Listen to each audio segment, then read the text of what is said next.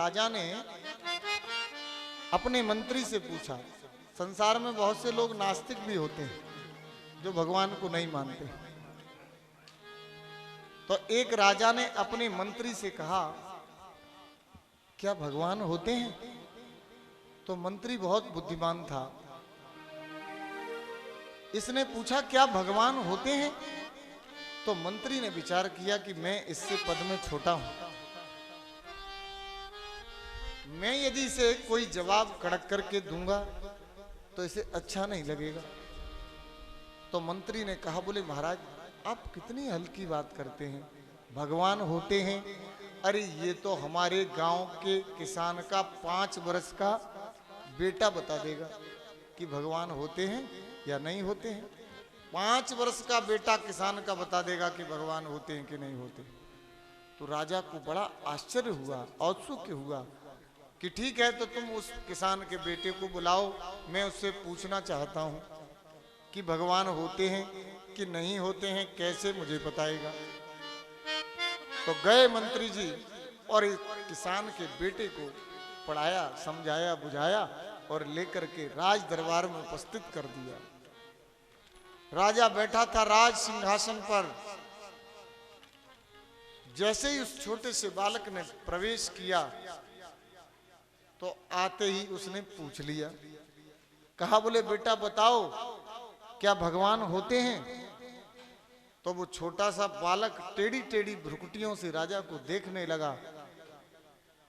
एक बार पूछा, राजा ने दूसरी बार पूछा तो उस बालक ने कहा, बोले महाराज मैं तो समझता था कि राज दरबार में बड़े सभ्य पुरुष रहते होंगे, राजा बड़ा सदाचारी होता होगा, लेकिन यहाँ तो सिवाय उद्दंडता के कुछ है ही नहीं। तो राजा को बड़ा अटपटा लगा, बोले उद्दंडता? इसमें उद्दंडता वाली कौन सी बात है? मैंने तुम्हें प्रश्न ही तो पूछा है।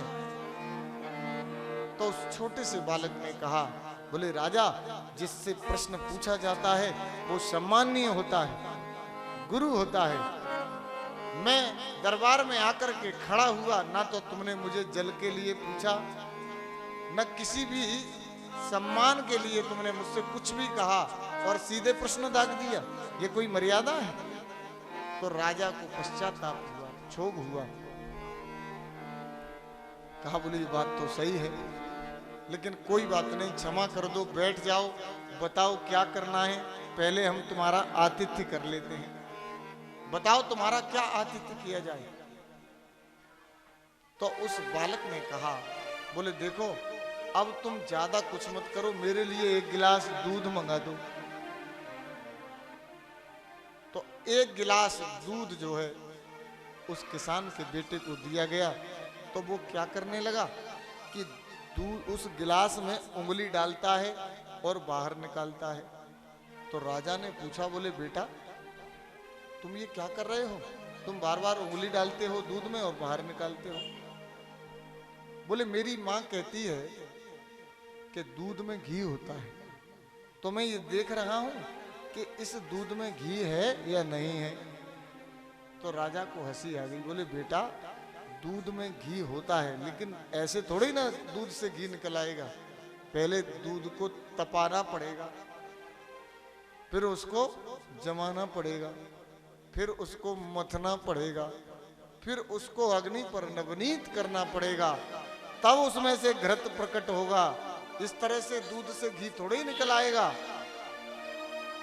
तो बालक को तो मंत्री ने समझा ही दिया था। बोले महाराज तो सुन लीजिए, इस शरीर को योग की अग्नि में जलाना पड़ेगा।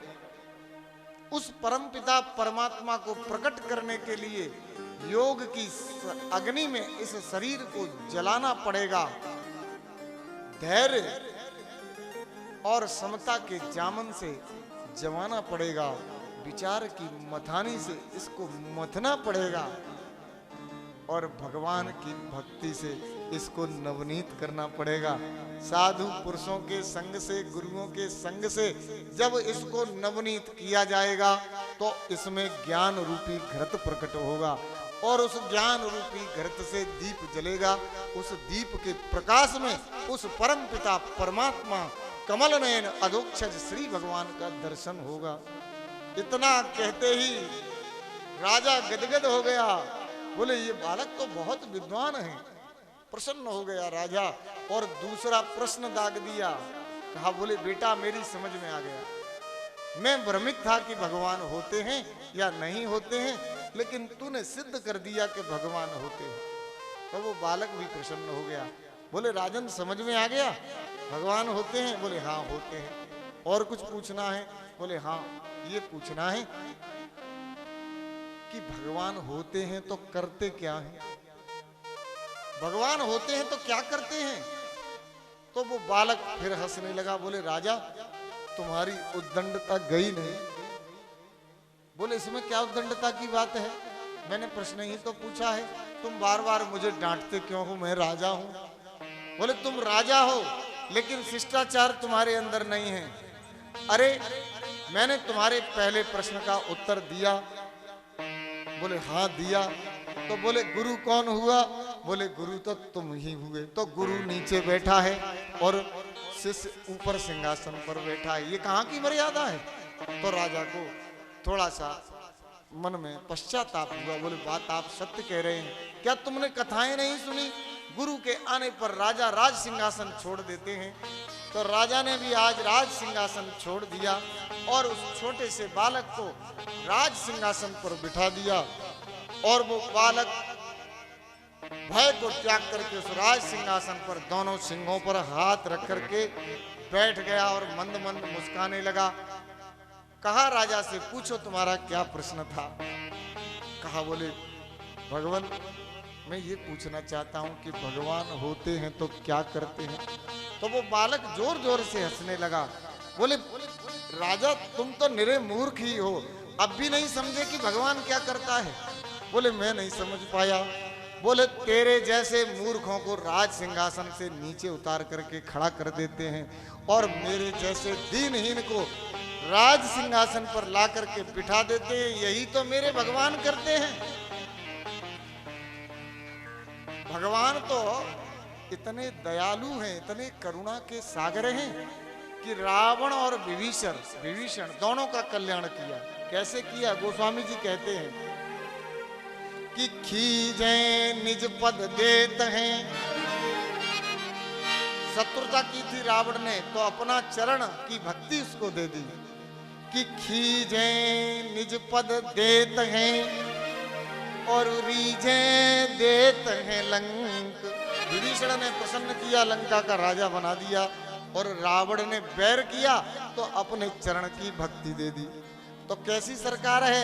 बोले अंधाधुंध सरकार है, तुलसी भजो निशंक। आप तो भगवान का नाम लेते रहो, इस कण कण में उसकी सत्ता व्याप्त है। उसकी बिना इच्छा के इस संसार में पत्ता भी हिल नहीं सकता। प्रभु इच्छा के बिना जगत में हिल न सके एक पत्ता।